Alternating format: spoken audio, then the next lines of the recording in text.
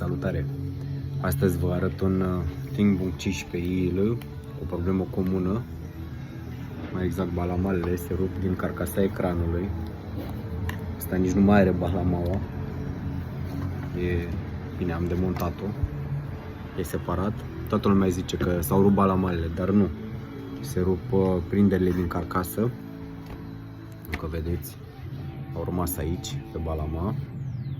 Asta din cauza că nu sunt aduse la curățat, nu sunt verificate.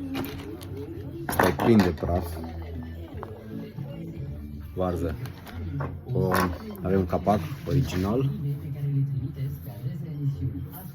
îl înlocuim. Vedeți, piulițele astea galbene, astea se rup în general.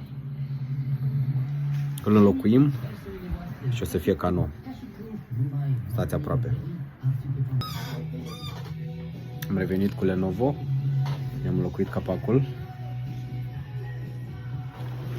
totul funcțional.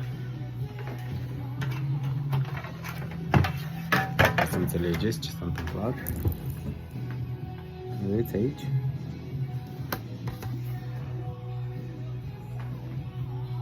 S-au rupt prinderile balamalelor. Capac nou, frumos, original. Slăbit balamale, curățat de praf, înlocuit pastă. Dacă aveți nevoie de orice reparație pentru laptop, depanare laptop.ro. Ciao!